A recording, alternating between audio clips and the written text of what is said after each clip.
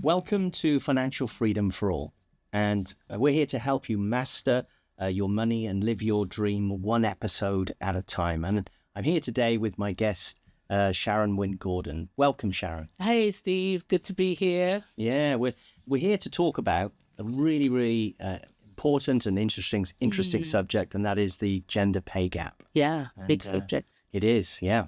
I think we ought to start with a few statistics. Sure. Okay. So first of all, in the finance and insurance sector, the gender pay gap is particularly significant, with women earning 21.9% less than men on average. Wow. I know. And then women make up approximately, though, 43% of the financial services workforce in the UK, but only 23% of senior leadership roles. Wow. All those companies missing out, Steve. What's wrong with them? Yeah, they are. Yeah, they are. Do you know, as an aside, I read somewhere that, and this was back in the 70s and 80s, when the traditional setup of man goes to work, woman stays at home. Yeah. That when they discovered that women in the workplace were actually making a big contribution, many of the companies then made a decision to enforce a rule that there would be a woman on the board because of the different perspective that women can give in all sorts of different situations. Absolutely. Yeah. And I think it's key that when they're invited on the board, that they're given the opportunity to actually contribute and not just be a number. Yeah. That's right. That's right. It's got to be. It's got to be there for. Got to be there for a purpose, rather than just for a number. On top of that, women hold about 15% of board seats in major UK financial firms, indicating a slow improvement in gender diversity at the top. So it is improving, because it's being highlighted. But what's your take on where we stand, particularly in the UK financial sector today? Well, interestingly enough, we are getting there. As you can see, slowly, Marks and Spencer's, John Lewis, lots of big companies like that are now looking at women as figureheads in the company. And I think that it's because that they can see that women bring a significant contribution, not only because of the experience that they have in the workplace, but also their communication skills, I think, are great. And their ability to engage and bring people together, and not just be the women who have the detail, but can have that overall kind of strategic view on the direction that a company should take, and how to bring some order and discipline, and make as I said, a significant contribution to building and growing any company. I think that's fantastic. What do you think of the unique, if you like, aspects and talents and different approaches that women can bring to add to the let's say running a company? Not much different from what a man can bring. I think it's just they bring the same set of skills, but I think that they bring it in maybe they use they think through because of how we are built, because of how we think. Maybe we bring a set of skills that we look at things more widely. I do believe that. Sorry, Alex. But I do believe that as females that we can sometimes look at a situation further along the line, the impact that it has. Women are traditionally home builders. That's the traditional idea of what women did, but now we're in a workplace. We're bringing in communication. We're bringing a more measured way of thinking. I personally believe, and I think that what we're doing is some thought provoking. We're kind of upskilling ourselves, but able to use those skills in a diverse setting to actually say, how does a company need to react we have to react in different situations, especially if we're parents, if we're mothers, if we work,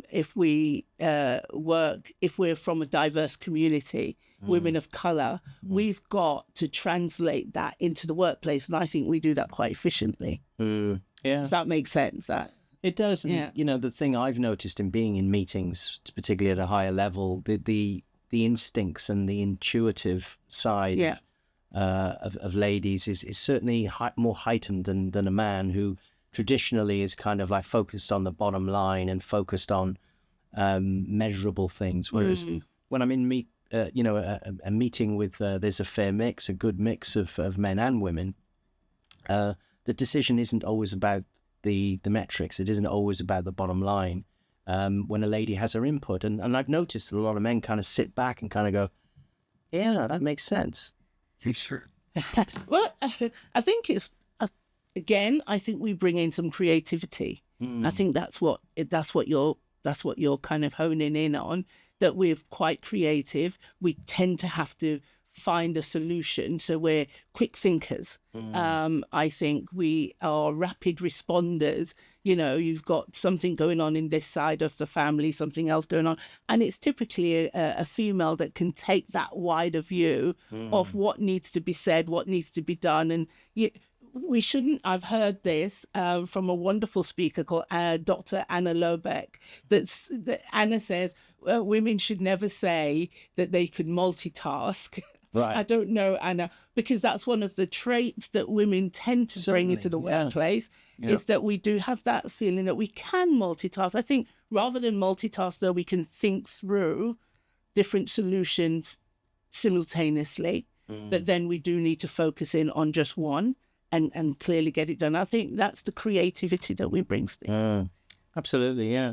So can you share your own personal journey in terms of what you used to do before you joined the financial industry? Yes. And how you've coped and how you've got through, some of these barriers that... Yeah. Well, as a female and certainly as a Black female, my journey actually started, Steve, you probably would know this, but when I was at school, I remember having this career talk with my careers teacher, and him saying, yes, Wint, there's a new Tesco's down the road looking for cashiers, and I think you do really well. And I was like, oh, okay. Kind of wanted to go into the airline industry. Okay. I wanted to do that, but now you're saying that that's all I could do. And fast forward to lots of different things, working in a hotel, as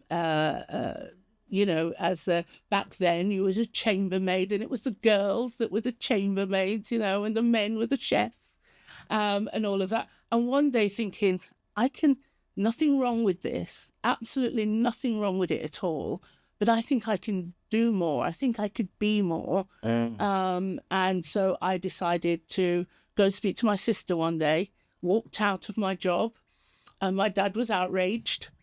And my dad said I wasn't allowed to sign on. Back then it was the dole.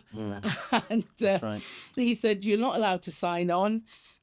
You go back to college or you find a job. That's the only two options you've got. So I decided to go to secretarial college and learn Pitman's and did all of that.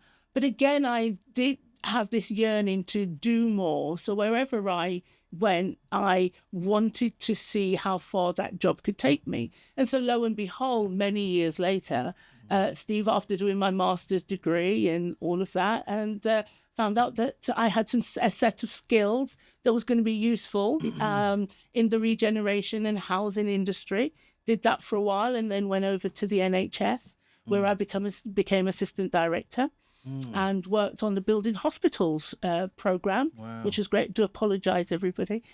So you've done a lot. I've done a lot. But what motivated you to join the financial services industry? Well, it was that journey. That's where I was getting to. That journey kept saying that there was more. But one of the things that I really wanted to do is, as a woman, how far I'm an advocate for learning. I'm an advocate for reading. I'm an advocate for kind of self-motivation, and seeing and just delving into where I was learning about people like Anthony Robbins and other people who had become successful. They're all men. And I wanted to know, how did they do it? Why can't I do it? Les Brown. Why can't I do what Les Brown's doing? Why can't I do what Ed Milan's doing? These are great motivational speakers, people who have become hugely successful, but not women. So I started focusing on women like Danny Johnson, and found out that Danny Johnson was in financial services, so to speak, and did really well. And so my husband invited me to learn a little bit more about Genistar by inviting another woman into my life, who's now a senior vice president in the company and a founder, Barbara Anderson Stewart. And Barbara motivated me in a way that nobody else has, just the way that she spoke into my life about my finances. And it made me take another look at where I was and where I could be. And then she said, could you see yourselves doing what I just did with you? And I said, no. So what were some of the challenges? I mean, you turned that around. Yes. So what are some of the challenges that you've overcome in your journey with regard to gender and race? And talk a little bit about that. It was from the point of view of the career pathway. My mum said, and I love you, Nerissa Wint, she's now gone, but my mum said, get married, buy a little house, find a husband, and get a little job, and raise your children. Right. And I was like, you wanted more. Yeah, is that it? So I was never one of the keen stay-at-home mums. I stayed at home for a while, and as soon as I could, I wanted to be back out there because I wanted more, Steve. And I think there's so many women out there who want more. They want to do more. They want to become more. And then part of my journey was to understand, why wasn't I building my finances? Why did I keep starting from point zero? You'd get so far, you'd get the job, you'd increase your awareness of where you could take your salary, and I've earned a good salary. I've been there. And so in the end, it was about the education. That's what I learned. I was going to ask you about that. You've obviously learned a lot, and you've used that word a lot. How do you approach personal growth and continual learning? Where does that thought or mindset come from? I think a lot of it comes from the coaches that you have around you. We have a saying, don't we, in our company, if you're the smartest person in the room, you've got to get into another room. Yeah. And so that's always been my thinking. I've always wanted to hang with the people, who knew more than I did, who I can learn from. Because, again, ultimately, and I think the key driver is being female, I knew there's more. I know there's more out there. I know that I could become more if I put the effort and the discipline in, but also have that unstoppable nature about you. And I think there's lots of women who want to do more, but they look at where they are, they look at their salary, they look at the income, and and they just think, I can't ever do anything more than this. Well, I was a receptionist on £9,000 pounds, 9,000 a year, right? And built my income 70%, 7 times rather that before I became self-employed. So can you share a pivotal moment where something changed, where something happened? Is there a time or a moment where something clicked? I think in 2013, I think I used to say to everybody that was the worst time of my life. I felt that was going to be wow. Everything was going wrong. Our finances were just plummeted. We'd made some really poor choices, some really poor decisions, had great jobs at the time and felt that we were doing really well. But I knew then that 2014 had to be better. There had to be a way that I could restructure who I was, what I was doing, to think about. And I thought it's got to be about learning about self-discipline, leadership, and getting into the right company to do the right thing, Steve, to learn about how does one move forward from a point where you think you're actually stuck. So everything kind of maps out to getting in the right environment. Yeah. Okay. So, Steve, tell me a little bit about your experience and your journey. Well, I joined the financial industry back in 1987. Wow. I know. Steve, how old were we? I was about 7 at the time. No, I wasn't. I was 22, so now you can work it out. And what's interesting regarding the topic that we're talking about today is I was in Staines in Middlesex, in this office above the High Street, and there was about 100 people at its peak in the office. Yeah. And I would guess that less than 10 of those were female. Wow. Yeah. And I'm struggling to think of anybody of that group, those ladies that were married with children. They were all either young single or older, kind of grown-up mums, if you like. And that was the way the world was back then. So did you see the disparity between the role that you had? Was it really male? Were you in a male environment, or did you have lots of women working alongside it equally? In equal positions? I think it's a really good question, and it's hard to remember. But I do remember that within the company there was around a dozen senior people. Let's call them on the board. But there were two ladies. And very successful too. But I think it was just back then. It was kind of that was the norm. That was kind of the way it was, and no one really questioned it. And it wasn't until later on in life, as I moved up the ladder, that I noticed it was changing. Yeah. So I've noticed gradual change, I would say. I don't remember a significant change, although, laws have come out and changed things. I was going to say, do you think Margaret Thatcher changed it when we had a female prime minister? Do you think that was a pivotal moment for women? Probably. Yeah. I think so. I mean, I wasn't a Margaret Thatcher advocate. Well, however, Well, I came from a very poor background, and she effectively that's right. closed the Me too. Yeah. all the industries that my family and extended family, from South Wales were all impacted, and nobody called this daughter Margaret from that point onwards in South Wales. But overall, I do remember my father reflecting, on that whole experience that forced many people to go self-employed, be a bit more entrepreneurial, not work for a huge, organization for 40 years. That was all part of that change. And bit by bit, as I was going through my career, certainly more ladies were coming in and performing. Yes.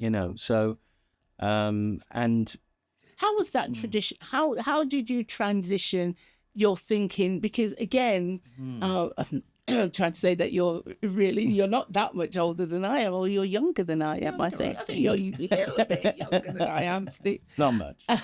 But what was it like being in an industry? Because you've been in the financial services industry, where it has been male dominated, still is a little bit, but having women now, move into that industry, was there a threat? Did you guys feel that your incomes were being threatened, or suddenly you were going to have a boss who was going to be female? How does that affect the dynamic?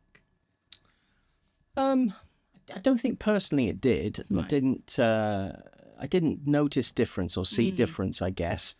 I think what I did notice is, particularly I had a large part of my career in central London, and that was less represented by ladies. But I think when I worked for a time also in the suburbs in Surrey and surrounding areas of London, there was definitely more women and more women in senior positions. And I guess that's from a practical point of view that probably happened. But also the culture in central London was a lot more male than out in the suburbs. And I think maybe that's where it kind of started. But now it's it's definitely changed. I think it was too subtle a change. It wasn't for anyone to kind of notice back then. There wasn't a click and it all changed overnight. And how easy have you found it? Because one of the things that we talked about at the beginning is that you're self-employed, and how easy have you found it to bring women into financial services and not just have them at the bottom end, but kind of raise them up, leaders. Yeah. Well, I think with modern technology and the fact that the ordinary, or not ordinary, but the standard working week is not 9 till 5 That's anymore. right, it's changed. There's a lot more flexibility. I think I think it's been a fantastic thing because I actually believe that as a generalization, if I can do that. And guys might shoot me down for that, but I think women are far better when it's dealing with people. They're more patient. They're more caring. As their kind of homely skills, if you like, are suited to what we do. Whereas the kind of go out and hunt and kill kind of guy, that's kind of gone. Yes. That's no longer part of the industry. The hunter-gatherer. Yeah. Well, I just think, women are more, as a generalization, more people than a man would be. And it's interesting to see that in our own organization now that 7 out of the last 8 promotions to the franchise holder position, if you like, we call executive vice president, have gone been ladies. To females. Yeah. And the next 2 that are coming up by the end of the summer, maybe 3, or all 3 are ladies. Yeah. So I think it's brilliant. I think, and I do like that environment where there's both. Yes. I do remember, it's clicking in my head a little bit now, that I do remember that when we had social situations outside of work, where it's predominantly men and very few ladies present at that wasn't as good as environment as now, where it's you don't even think about it. It's 50-50, isn't it?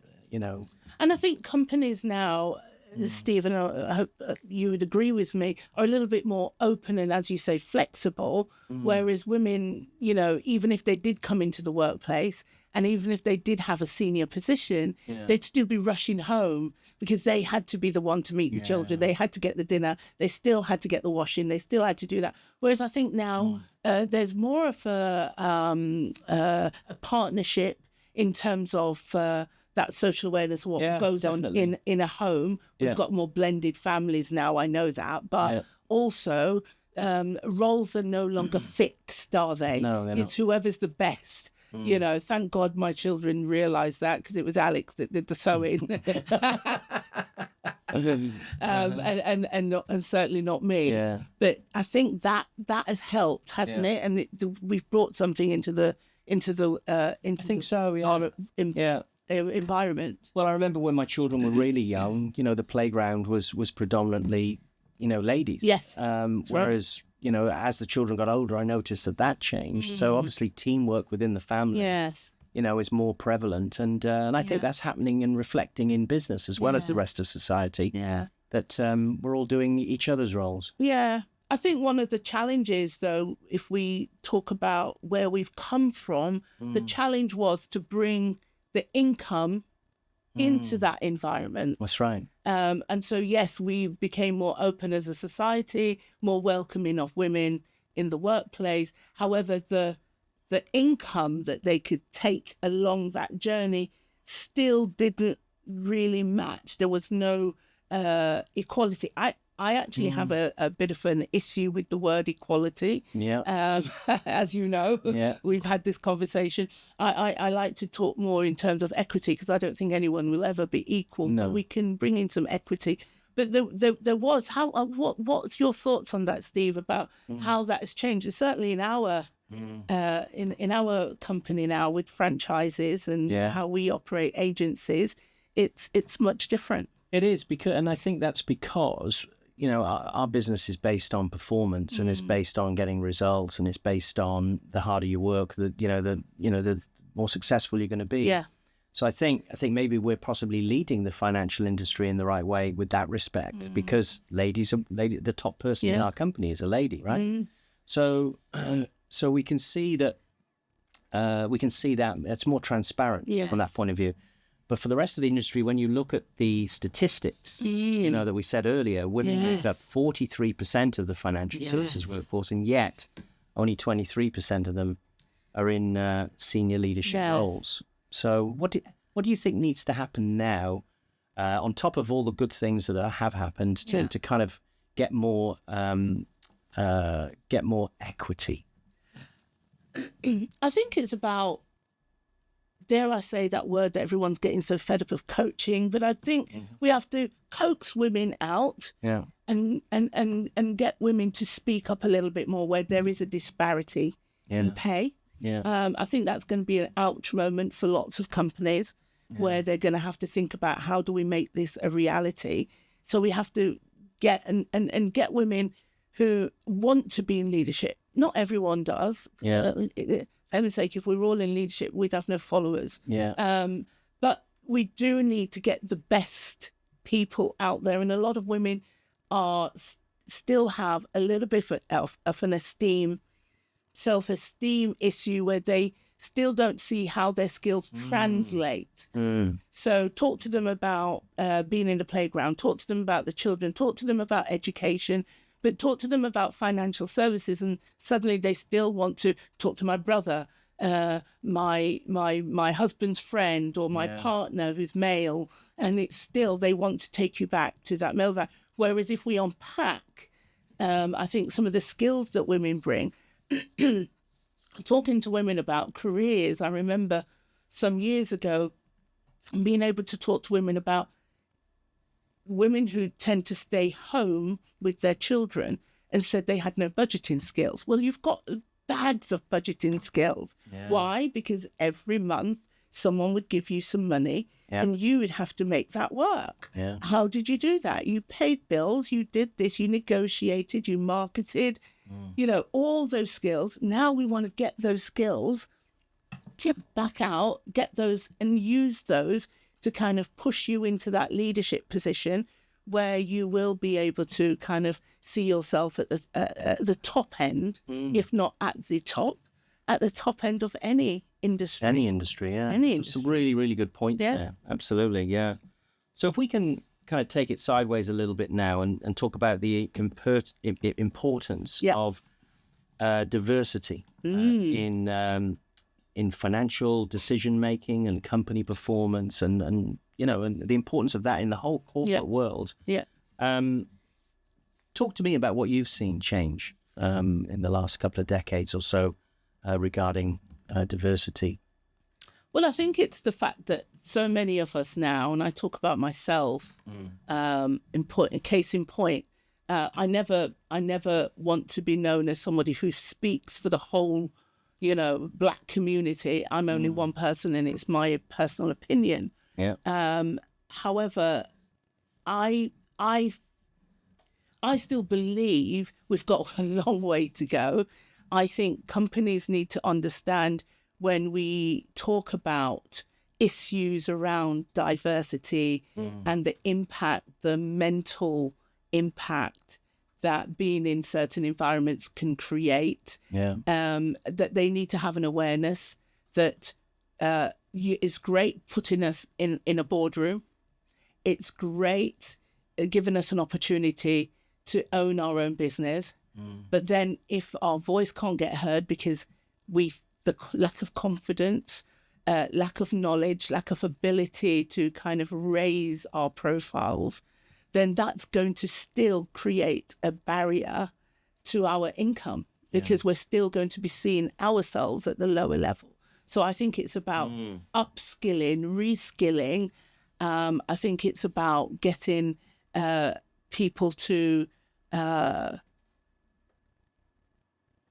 an awareness of the challenges that they face, but how do we help our counterparts, our colleagues, to understand that it's not that we don't see ourselves as being equal to you. It's just at times that we could both be equal, looking over the same fence.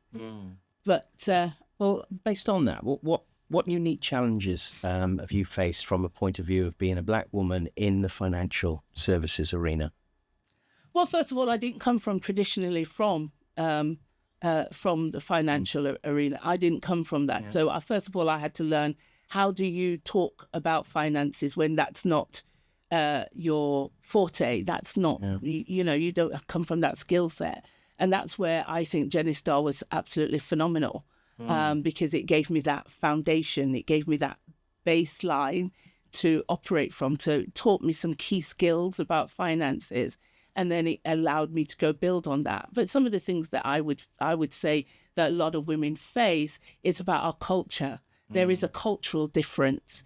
There is a cultural perspective, that there's a way that people believe that in financial services one should behave. However, if you want us to bring our market along with you, then we'll understand our market a little bit differently. And so we'll understand those differences, and we'll be able to bring something new to the table. So it's about creating an environment of learning where I can teach you some of the skills that it's going to take to bring in a new market and grow your business, but you're going to be able to teach me the context in which that environment can operate, those skills can operate. Yeah. And can you share any kind of positive changes or improvements you've witnessed regarding diversity and inclusion? I think if I talk about our company, Steve, phenomenal stuff. Just the ability to have a platform, the ability to be able to have some financial skills without having to go on a degree course, and these are key core skills that anyone can have. Things like just understanding how, let's just take the mortgage industry, just understanding some of the key components of the mortgage industry, just basic stuff, understanding, having an awareness of things like the rule of 72 and understanding how that affects our money and being able to share that a little bit more. I've learned those skills, but what I've been able to do is being in Genistar has given me the access to build my skills. So this morning before I came to see you, Steve, I was doing some CPDs because I was doing this. I don't know if you've been onto asset management. They've got some. Well, Genistar gave me access to that. I found it because of something Genistar put me in front of, and now I'm building my skills in terms of understanding mutual funds and things like that. But you also have to grab hold of it. Women, we have to grab hold of it and build on it, and not just expect that it's just going to come naturally to us, because it doesn't. If it doesn't come naturally to us, it may not come naturally to our colleagues to provide the information to us in the first place. So, Steve, tell me, have you noticed any changes in the company's culture over the years and regarding diversity, and inclusion, and more so looking at the wider aspects of the UK and how that's impacted us? Yeah, I have, for sure. I mean, about a year and a half ago, we started on a journey as a company, redefining our mission, our values, and the vision for the company. And when we got to the point with regards to values, we kind of nailed it down to three. And one of those is diversity and inclusion. So that's a big part of what we're all about. And I'd like to think we're leading the industry in this particular area. I mean, the stats would say that we are. And when you look at the number of full-time franchise holders that we have, the vice presidents, as we call them, 58% of those are female. Wow. Okay. That's good. And more than 58% of them are from diverse background. How do you think we've done that? Because that's quite because as an industry, talking about financial services, that's unique, isn't it? For us to have been able to get that. So what learning has come? Can you say has come from that? Because if we could show any other, of our companies out there in the same industry that haven't got those statistics, what would you say are the key aspects of it? What's led to that? Well, it's a really good question. I think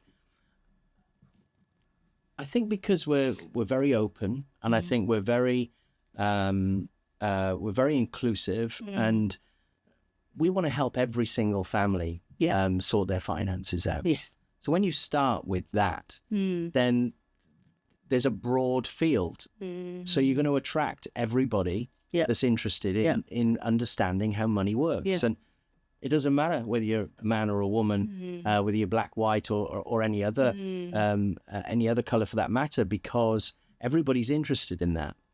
But I think historically, I think it's changing, but the financial industry has been very, very narrow in who its target market is, whereas we're very broad. And I think the hunger to understand how to become successful with money has attracted people from all walks of life, and therefore the results show that. So if you take the senior vice presidents in the company now, half of those are ladies, and more than half of those come from different backgrounds and communities. Yes. And I can see what's going to happen in the future. What's going to happen in the Because future? that was going to be my next question, Steve. So tell us a Great little minds bit think about alike. So you can see that the more vice presidents that we create, the more full-time franchise holders that take that position in the company, they're then going to start moving up that ladder, and it's only a matter of time before the top echelon of the company will have those same percentages. Yeah. That's great. And so where could you see it taken if we look at your role? You're a senior national sales director. There aren't many at your level right now in the company. If you had the opportunity to speak to the women who are currently at a level down from where, let's look at the two levels. That's the vice president and the senior vice president. What would your top three solutions be? What would you say to them that they should be focused on right now? How to get to that position? Because that's what we want, right? So the top 3 or 4 tips that I would give to ladies and people from different backgrounds and communities would be to believe in yourself a little bit more. That would be the first thing, because part of the challenges in anything in life is it's a little bit like the old story with Roger Bannister, that they actually said that a man or woman, for that matter, cannot run under 4 minutes in a mile. In fact, scientists prove that if somebody does do that, they would die. And of course, Roger Bannister believed that that's not the case. So he broke the barrier. He actually collapsed on the finish line. And do you know that they actually announced on the BBC News that he was dead? Because that's what they believed would happen. Now, of course, he wasn't. Now, but here's the big key, right? Over 30 to 40 people within a year or so of that actually happening broke the 4-minute mile. Now, that doesn't mean they couldn't do it previously. It just means their belief had changed. So what we need, Sharon, is we need someone, right, amongst those group of people to become the Roger Bannister. Because as soon as one person moves up from senior vice president to national sales director, that's a lady, or comes from, another kind of background that we haven't got already, then the rest will follow. Oh, that's awesome. That's great. I think that would be really, really good. Yeah. Oh, yeah, it would be great. Bit of a challenge to you there. Yeah, I know. I kind of felt that was maybe I should add that, Steve. I felt like there was a bit of a call to action there, Steve. Yeah, sounds like a bit of a challenge that you've just laid down to me there, Steve. Absolutely. So from your perspective, what can male colleagues and leaders do to support gender equality in the workplace? Well, I think the word that just popped into my head that will help encourage people in the workplace would be, that word, encouragement. Yeah. Yeah, to encourage that. You've got to transfer. Leadership's about transferring belief from the leader down to the person that needs the help.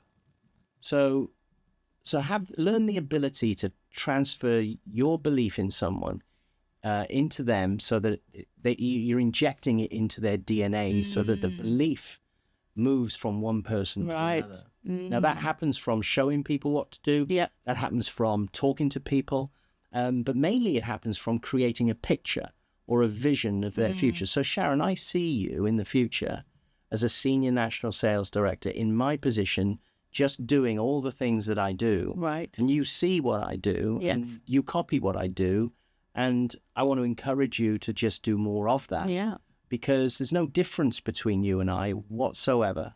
There isn't any difference in terms of my skills and abilities and yours. Yes. You've just got to copy them, duplicate them, and work at them, and just keep working at it. And it's bound to happen.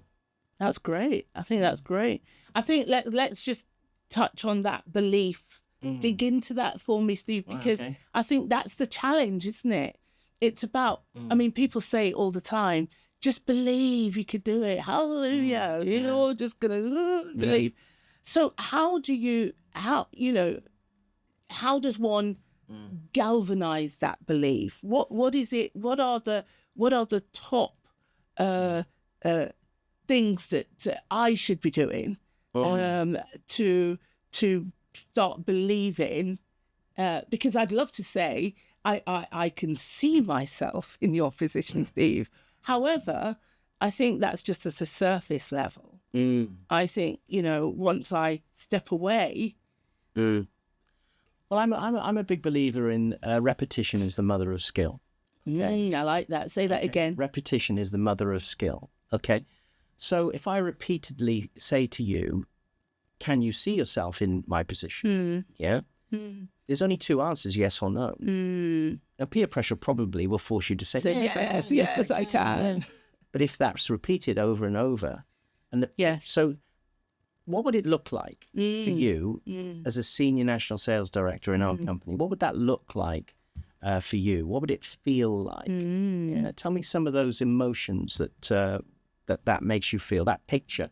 Wow, it would be a proud moment. I think it would give me a sense of confidence, and it would create, I think, an energy that would want me to pass that down to other people. So I'd feel that I was able to kind of pull other people up along with. How would you feel about yourself on developing other people to follow in your footsteps, particularly women and black women and women of colour? How would that make you feel, having achieved that, got people moving forward and getting into your position? I think just proud, I think that sense of pride,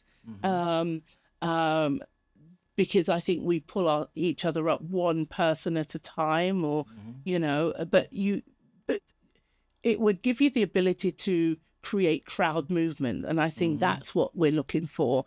So we move from that one person at a time to actually having the impact that would galvanize us to be able to bring more people up, so that we're, I think the worst thing for a lot of us as people of color is sometimes to feel isolated. I'm the one. So everybody's now looking to me, and it's my responsibility.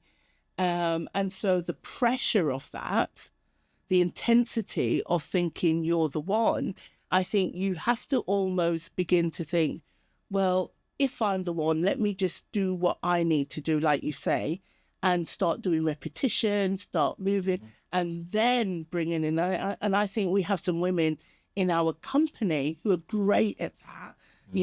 The Barbara Anderson Stewarts, the Dolly Brights, I think, are phenomenal at that. Stephanie Stewart, I think they're great. Joyce Agbar, fantastic, phenomenal at doing that, where they are doing that, that's making the step change within the company. Now, what we have to do, what I hear you saying, is that we now have to do that repetition where we're just constantly focusing and doing the same thing, and the others will follow, the rest will follow. And I actually think it's already happening. I actually think if you look at the up-and-coming leaders that are coming through, the people we've trained and developed over the last year or two, the majority of those are ladies. And they're coming from all sorts of communities. And as a result, I can see there's going to be a groundswell from the bottom pushing everybody up. But it does take leadership, and it does take an example, or as our CEO Jeff calls it, a rabbit. Yes. Yeah? So there needs to be somebody that hopefully is listening to this call today that can take a leadership position, overcome the fear you're talking about of the pressure and of the and how all that feels. So the bizarre thing is that when you get there is no pressure. The pressure you're already experiencing in the position you're in right now is no different. It's the same. The job role really doesn't change that much. No. It's the same thing that you're doing on a daily basis. It's the same conversations, the same questions you've got to answer, the same thing over and over again, and that's life, isn't it? Yes. So my point is that all it takes is a decision from somebody, one person to decide that they're going to do it, and then the whole thing will take off, and it'll just multiply. So the question is not just for you, but for anyone else listening to this, who's going to be that person? Wow. You know, maybe 2 or 3 will do it at the same time. That'd be great, wouldn't it? But it's definitely happening. It's definitely happening. It started. I do feel it started. Let's move on to something called Black Women in Genistar. Oh, yes. An organisation that you and a few others kind of started and have implemented. Tell us a little bit about the idea behind this initiative. I think George Floyd, I think affected everybody in different ways, whether you're white, black, it affected everyone. And I think that everyone needed to take some learning from what had happened, but also to take some responsibility that things like that can never happen again. And I think from my perspective, I wanted to know not just that it affected me and I could change maybe my community, be effective in my community, but I wanted to be able to be effective in the workplace and to be able to be effective to all the women in the company, so that no one would ever feel that someone had their foot on someone's neck or their thumb on someone, that everyone could feel that they're somebody.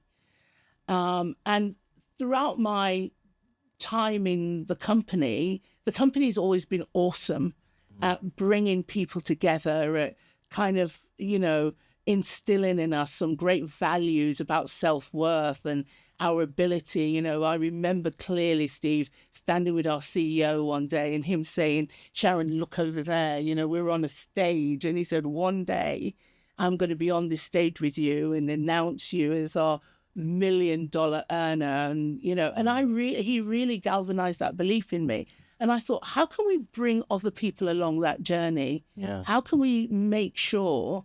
And I believe, and I'm sincere about this, that I have a responsibility to all women, but I also have a responsibility to my community and to the women I see who look like me. You see, women want to actually see other women that look like them in positions of seniority, and bringing that along. That's when I believe that we kind of created the Black Women in Genistar, because we wanted to inject. And I love the fact that you said that that's the culture that the company injected. I wanted to inject that self-belief, that belief that you've come into a company, but if you don't take hold of what they have to offer, if you don't focus in on where it could help you with your community, your culture, look at the differences, because there are some differences, but they're great differences, but they don't have to be different in the way that makes you isolated. It doesn't have to make you fearful. The differences don't have to make you feel that you can never be a leader or move to the top. So in order to break down some of those barriers, I think there are times that we need to have locker room. And that's the whole thing, to have a locker room moment with a group of Black women where those of us who are really believe in the company, really believe where the company's going and where we could take them to. I believe that we had to have that opportunity to speak into their lives. And that's what we do in Black Women in Genistar. It's all about building and growing a community of women who believe in themselves and who we will send out to go grab lots of other women from other communities. Doesn't matter. You don't have to be Black to be grabbed to come in and bring them back in the fold. But it starts with believing in yourself. And I think that's what we do. But we do it in that intensive way where being together allows us to have that cultural understanding and break down some of the self-made barriers. Yeah.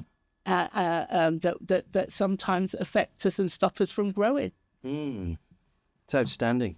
Okay.